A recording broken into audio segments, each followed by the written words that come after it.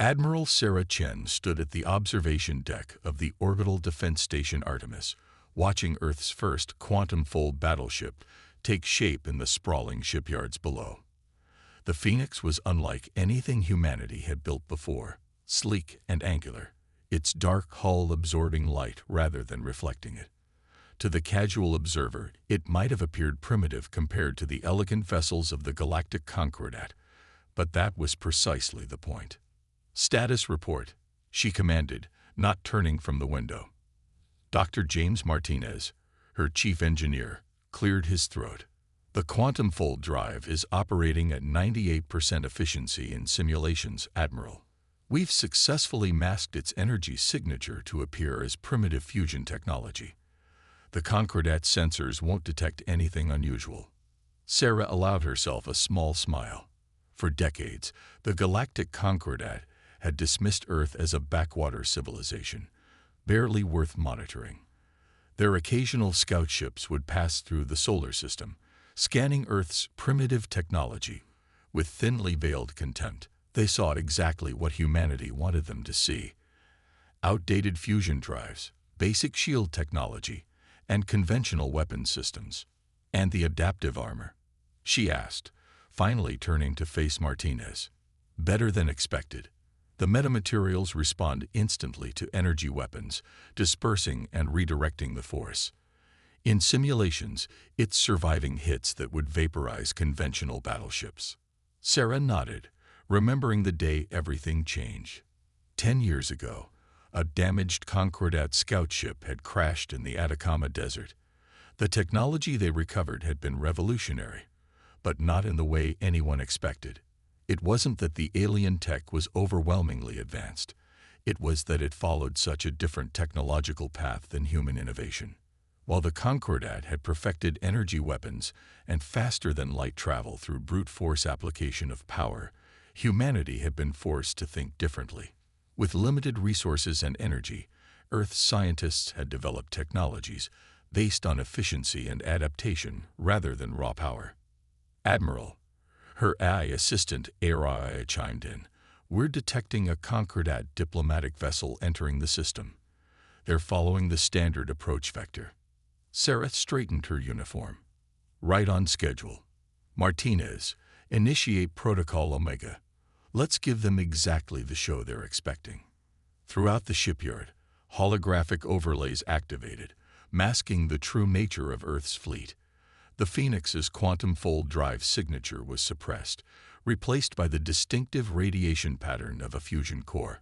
Workers began theatrical maintenance on outdated shield generators that hadn't been used in years.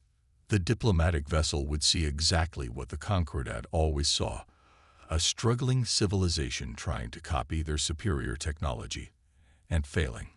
"Message from Fleet Command," Araya announced. "The Concordat vessel is requesting permission to dock for their annual technology assessment and trade negotiations." Sarah's expression hardened. This year's assessment would be different. Intelligence had intercepted communications indicating the Concordat was planning to forcibly incorporate Earth into their empire, believing the planet would be an easy conquest. They didn't know that the quantum fold drive didn't just power the Phoenix. It allowed the ship to briefly exist in multiple states simultaneously, making it nearly impossible to target. They hadn't discovered that Earth's primitive armor could learn from each hit, becoming stronger against repeated attacks. And they certainly didn't realize that humanity's AI systems had evolved far beyond their rigid, hierarchical computing. "Permission granted," Sarah responded.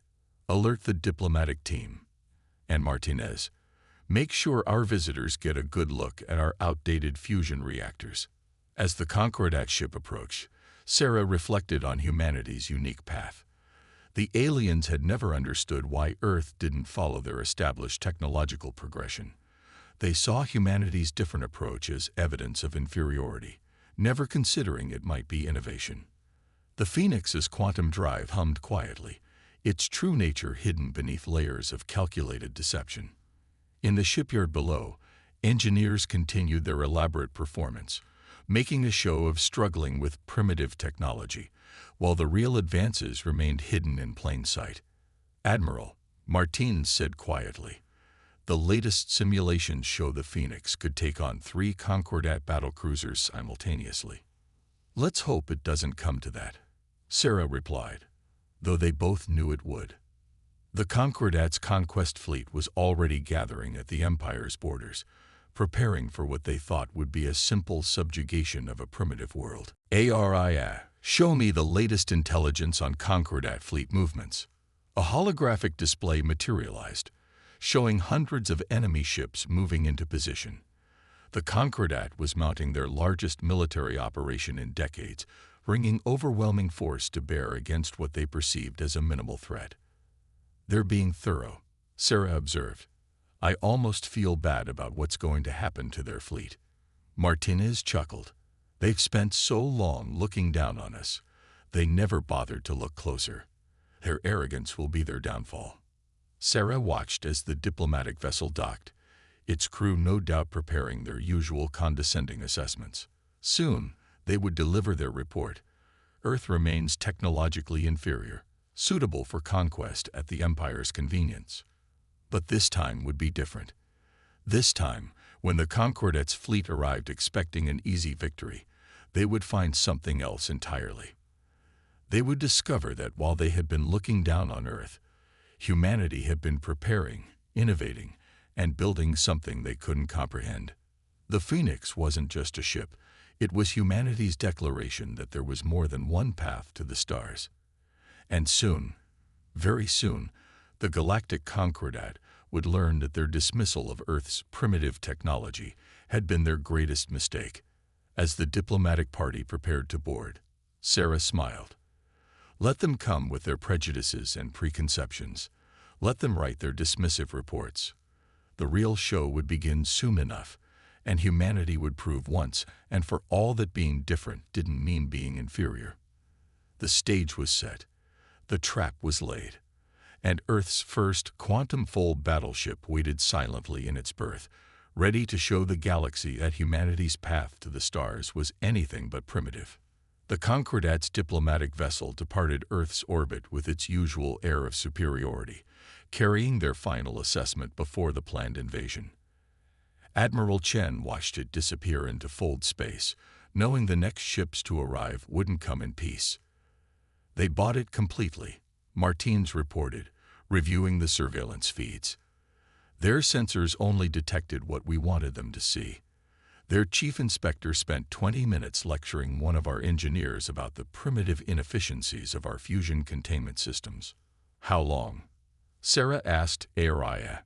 Based on intercepted communications, the Concordat fleet will arrive in approximately 72 hours. They are maintaining communication silence, believing they have achieved tactical surprise. Sarah allowed herself a grim smile. Deploy the quantum sensor network. I want to know the moment they enter the outer system. And get me fleet command. It's time to activate the rest of the Phoenix-class ships. Throughout the solar system, hidden shipyards stirred to life. The Phoenix hadn't been built alone. She was the first of her class, but 5 sister ships had been constructed in secret, each incorporating improvements based on the prototype's test data. Admiral, ARI interrupted. We're detecting unusual fold space distortions. The Concordat fleet. They're arriving early. Sarah's expression hardened. They're not following their own battle doctrine. How many ships? Initial count shows 300 vessels, primarily battlecruisers and assault carriers. They're emerging in attack formation. Earlier than expected, but not unprepared for, Sarah said, striding to the command center. Launch the Phoenix Squadron. All ships to maintain emission control. Let them think we're scrambling to respond. The 6 quantum-fold battleships silently slipped from their berths, their true nature hidden beneath layers of technological deception. On the surface, they appeared to be hastily constructed copies of older Concordat designs, exactly what the Empire would expect from a primitive civilization trying to defend itself. The Concordat fleet emerged from fold space in a dazzling display of power, their energy weapons already charged. Their formation was perfect, their technology supposedly insurmountable. Their first communication was predictably arrogant. primitive world of Earth, the Concordat commander's voice boomed across all frequencies. Your resistance is futile. Submit to Imperial authority or be destroyed. You have 1 hour to surrender. Sarah opened a channel. This is Admiral Chen of the Earth Defense Force. We request time to confer with our leadership regarding your demands. Granted, the commander replied, contempt evident in his voice. Though it will not change the outcome. Sarah muted the channel. Area. Analysis of their fleet composition. Their ships are clustered too tightly, Admiral. They're not expecting any meaningful resistance. Their sensors are primarily focused on our orbital defense platforms, ignoring the primitive ships. Perfect. Deploy the quantum nets. Let's show them why assumptions are dangerous in warfare. Throughout the fleet, hidden emitters activated, creating a complex web of quantum-entangled fields between Earth's ships. To the Concordat sensors, it would appear as random background radiation, the kind they'd expect from inferior human technology. The hour passed quickly. The Concordat commander returned, his patience exhausted. Your time is up. What is your answer? Sarah stood on her bridge, her voice clear and confident. We've discussed your demands carefully, and we have a response. She paused. Perhaps you should have done more thorough technology assessments. Before the commander could respond, Sarah gave the order. All ships, execute quantum fold combat maneuvers. Show them what humanity's primitive technology can do. The Phoenix Squadron erupted into action. The ships seemed to blur, existing in multiple states simultaneously. The quantum nets activated, creating a space where conventional physics became merely a suggestion. The Concordat fleet opened fire, their energy weapons lancing out, only to pass through empty space as the Earth ships shifted between quantum states. The Phoenix herself appeared to split into 3 versions of itself, each one as real as the others, each attacking from a different vector. Impossible. The Concordat commander's voice cracked with disbelief. Their ships, they're using quantum manipulation technology. But our sensors showed. Your sensors showed what we wanted them to show. Sarah replied calmly. Perhaps if you'd spent less time looking down on us, and more time looking at us, you might have noticed. The battle was brief but spectacular. The Concordat ships, for all their power, couldn't hit targets that existed in multiple states at once. Their rigid battle doctrine fell apart against an enemy that didn't fight according to their rules. The Phoenix Squadron's first strike devastated the Concordat's neat formation. Quantum-tipped missiles phased through their shields as if they weren't there. Adaptive armor absorbed and redirected their energy weapons, turning their own power against them. Admiral, Area reported, the enemy fleet is attempting to retreat. Their fold space drives are spooling up. Let them go, Sarah ordered. But make sure they take a good look at what they're running from. The Phoenix Squadron dropped their camouflage, revealing their true nature. Gone were the crude imitations of Concordat design.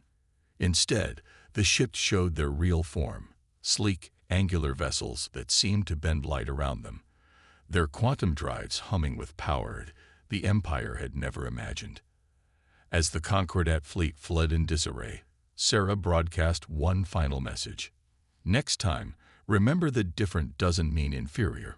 Earth is not your colony, not your conquest, and not your stepping stone. We are humanity, and we have our own path to the stars. The battle was over, but Sarah knew this was just the beginning. The Concordat wouldn't take this humiliation lightly. They would return, and next time they would be prepared for quantum-fold technology. But that was exactly what she was counting on, because while they scrambled to understand and counter what they'd seen today, humanity's scientists and engineers were already working on the next innovation, the next leap forward that the Concordat's rigid thinking wouldn't expect. Orders, Admiral. Martins asked as the last enemy ship disappeared into fold space. Prepare for their return, Sarah replied, and get me the quantum physics lab. It's time to show them what else humanity has been working on while they weren't paying attention. The Concordat's response came faster than anyone expected. Within 2 weeks of their humiliating retreat, their reinforcement fleet arrived, this time with over 1,000 ships. But they weren't the only ones who had been busy. Multiple fold space ruptures detected, Araya announced. Energy signatures suggest they've modified their ships to counter quantum phase technology. Admiral Chen watched the tactical display as enemy vessels poured into the solar system. Their formation was different this time, scattered and irregular, designed to counter the quantum fold combat tactics they'd witnessed. They're adapting, Martinez observed from his station. Those energy patterns, they've developed some kind of quantum lock technology. Sarah nodded. As expected, Araya, activate the Mobius protocol. Throughout the Phoenix Squadron, new systems hummed to life. If the Concordat thought they'd figured out humanity's only trick, they were about to learn another harsh lesson. The enemy commander's transmission was considerably less arrogant this time. Earth forces, your quantum technology caught us by surprise before, but the Empire has existed for 10,000 years. We do not make the same mistake twice. Interesting assumption, Sarah replied. Tell me, in those 10,000 years, did you ever consider that following the same technological path might be a weakness, not a strength? She cut the transmission and turned to her crew. All ships, initiate Mobius protocol. Let's show them why innovation isn't just about copying what works. The Phoenix Squadron moved into formation, but something was different. Instead of splitting into quantum states, the ships began generating overlapping fields of twisted spacetime. The Mobius protocol didn't rely on quantum uncertainty. It bent the fabric of space itself. The Concordat fleet opened fire, their weapons equipped with quantum lock systems designed to force Earth's ships into a single state. But their targeting systems couldn't cope with ships that existed in spaces that looped back on themselves. They're trying to adapt their quantum locks, Martinez reported, studying the sensor data. But they're still thinking linearly.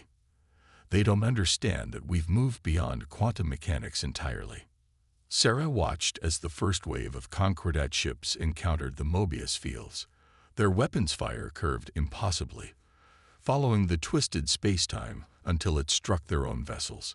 Shields designed to block external attacks offered no protection against their own energy being redirected through dimensional loops.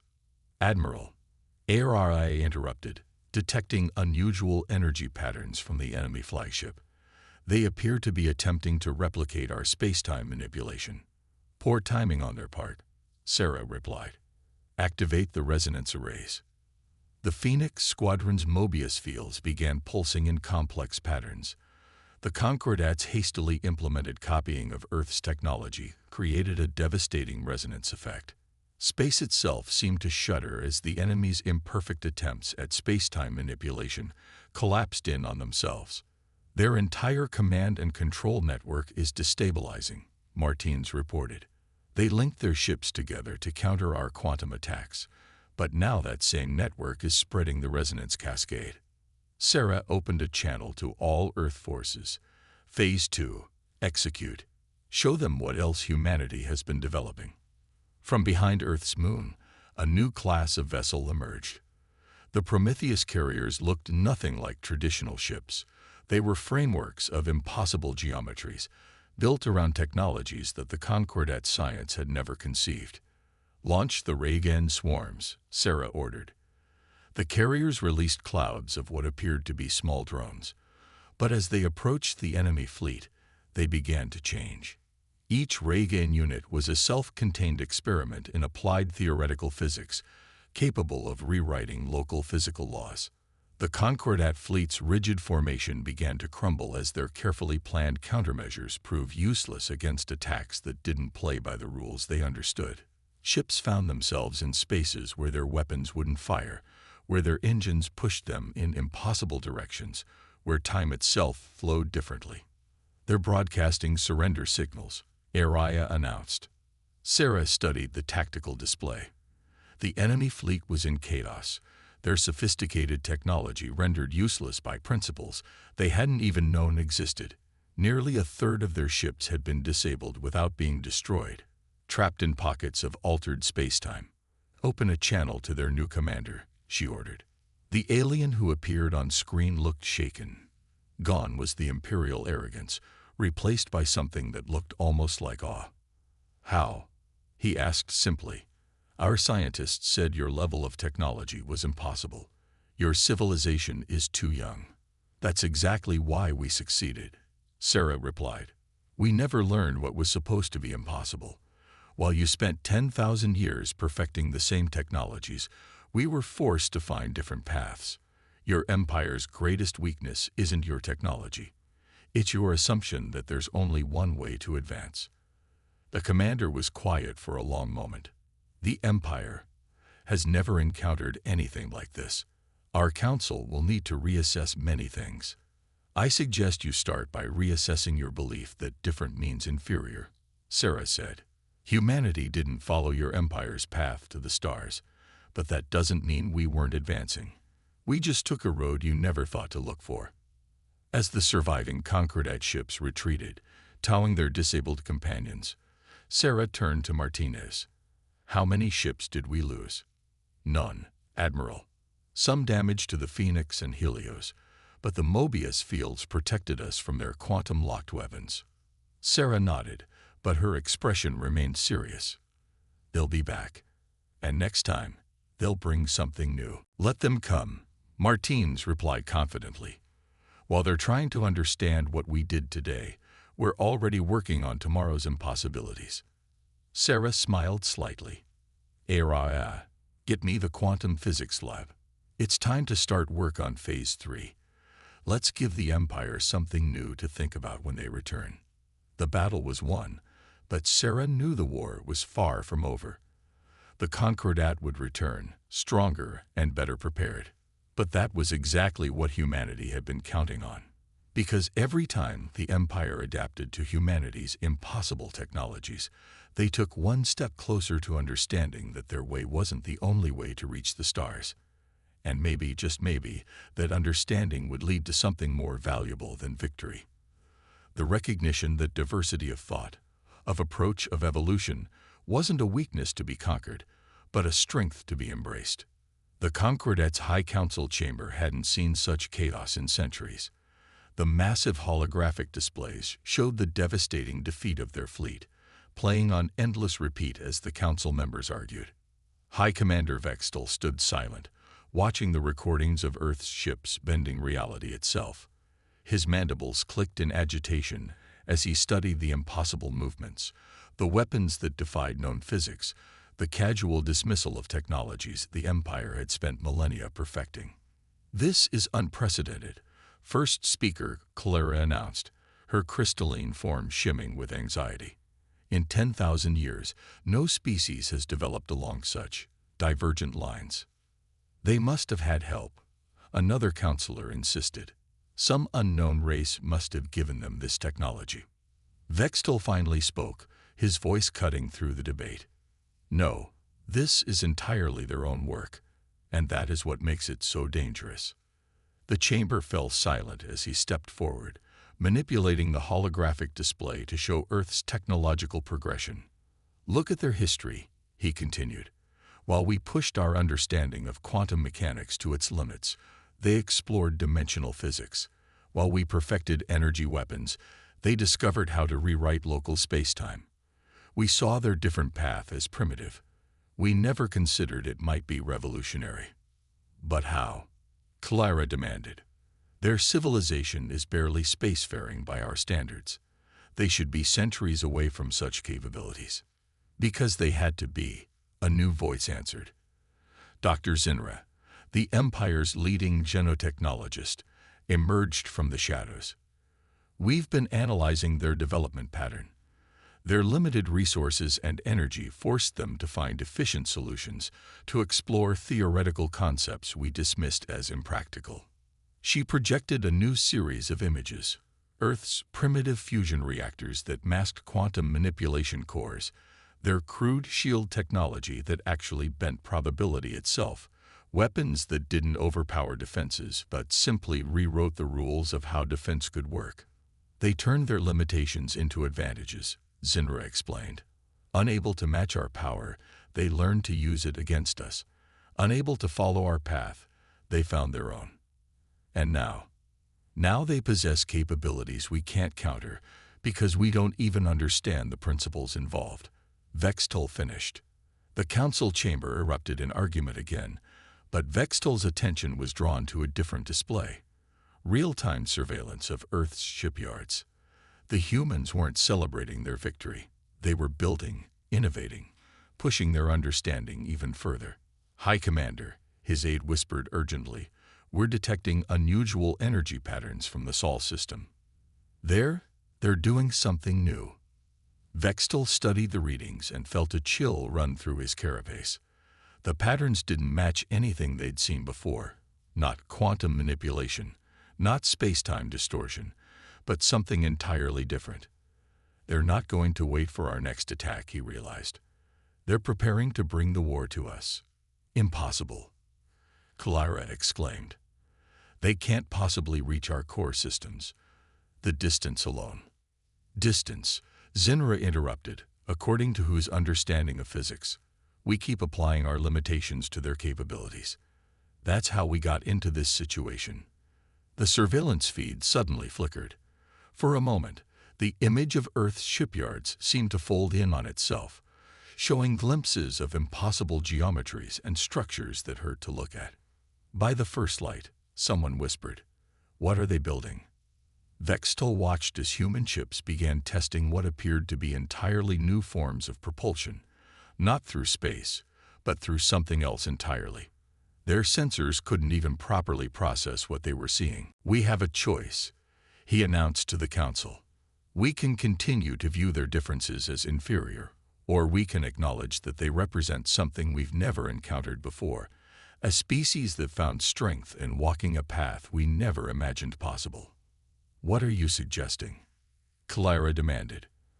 "I'm suggesting that for the first time in our history, the Concordat needs to consider something other than conquest. These humans, they've done more than defeat our fleets. They've proven that our understanding of technological progression, of physics itself, is incomplete." The chamber fell silent as the implications sank in. The Concordat had always assumed their path of development was the only valid one, that any species that developed differently was inherently inferior. Earth had shattered that assumption. "They're not going to stop," Zinra added softly. "Even now, they're pushing boundaries we never knew existed. The question isn't whether we can defeat them, it's whether we can afford to keep trying when each attempt teaches them more about their own capabilities." Vextol moved to the center of the chamber, his voice carrying the weight of revelation. "Perhaps it's time for the Concordat to learn a lesson from these primitives. Perhaps the true path to the stars isn't about following the same road, but about having the courage to find new ones." The surveillance feed flickered again, and this time the images it showed made several council members step back in alarm. Whatever humanity was developing now, it was clear they had barely begun to show their true potential. The High Council of the Concordat had a decision to make. They could continue their attempts to conquer and control, or they could acknowledge that perhaps, just perhaps, humanity's different path wasn't a sign of weakness, but a herald of possibilities they had never dreamed existed. Admiral Sarah Chen stood before the combined delegation of Earth's governments and the Concordat High Council. The massive chamber in the neutral space station had been specifically constructed for this historic meeting, its architecture blending human and Concordat design philosophies in a symbolic gesture of cooperation. 6 months ago, she began, our civilizations were on the brink of a war that could have reshaped the galaxy. Today, we stand at the threshold of something far more significant. Behind her, a holographic display showed the latest breakthrough, the successful test of humanity's reality confluence drive. It wasn't just a new form of propulsion. It was a fundamental reimagining of how ships could traverse space. High Commander Vextol stepped forward, his metallic carapace reflecting the station's lights. "The Concordat has existed for 10,000 years, he announced. "In all that time, we never encountered a species that made us question our most basic assumptions about technological progress. Until now." The display shifted to show the joint research facility orbiting Jupiter, where human and Concordat scientists worked together, combining their radically different approaches to understanding the universe. We thought we had reached the pinnacle of advancement, Dr. Zinra added, her crystalline form resonating with excitement. The humans showed us that we had merely reached the pinnacle of one particular path. There are countless others waiting to be explored. Sarah activated the next display, showing the prototype of the first joint human Concordat vessel. Its design was unlike anything either civilization had created before, a perfect fusion of Concordat power with human innovation. The reality confluence drive isn't just a new technology, Sarah explained. It's proof that different paths can lead to the same destination. By combining the Concordat's mastery of quantum mechanics with humanity's understanding of dimensional physics, we've created something neither of us could have achieved alone. The demonstration that followed left even the most seasoned space travelers speechless. The prototype ship didn't just move through space. It rewrote the underlying fabric of reality, creating paths that existed simultaneously in multiple states of being. This is just the beginning, Sarah continued. Already, our combined research teams are exploring concepts that neither of our civilizations had considered possible. We're not just sharing technology. We're sharing ways of thinking, of approaching problems, of imagining solutions. High Commander Vextel's mandibles clicked in what humans had learned was an expression of profound respect. The Concordat came to Earth seeking conquest. We found instead a lesson that will reshape our empire. Strength does not come from enforcing a single path. It comes from embracing many. The chamber erupted in discussion as the implications became clear. This wasn't just a peace treaty or a technological exchange. It was the beginning of a fundamental shift in how civilizations could interact and evolve. There will be challenges ahead, Sarah acknowledged. Our approaches are still very different, but those differences are no longer obstacles to be overcome. They're opportunities to be explored. As if to emphasize her point, the prototype ship performed its final test. It didn't just fold space or manipulate quantum states. It created a new type of space-time, one that existed according to principles neither humanity nor the Concordat had imagined possible before their collaboration. Look at what we've achieved in just 6 months of cooperation. Dr. Martin is called from his position at the control console. Imagine what we can do in 6 years, or 6 centuries. The assembled delegates watched as the prototype demonstrated abilities that defied classification. It wasn't human technology or Concordat technology. It was something entirely new, born from the fusion of two radically different approaches to understanding the universe. We stand at a crossroads, Sarah concluded. The Concordat's path to the stars was through power and perfection. Humanity's path was through innovation and adaptation.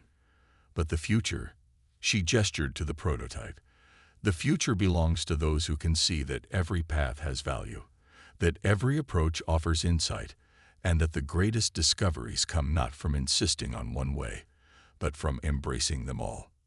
The chamber filled with applause, human hands clapping, Concordat mandibles clicking, and various other expressions of approval from the assembled species. The war that never fully erupted had transformed into something far more valuable, a revolution in how civilizations could grow and learn from each other. As Sarah watched the prototype ship power down, she smiled. The Concordat had come to Earth expecting to find primitives struggling to copy their technology. Instead, they found partners who showed them that the universe was far larger, far stranger, and far more wonderful than either civilization had imagined. And somewhere out there, beyond the known galaxy, other civilizations were following their own unique paths to the stars. When humanity and the Concordat found them, they would no longer come as conquerors or judges, but as explorers eager to learn what new possibilities these different approaches might reveal. The age of singular progression was over. The era of infinite paths had begun.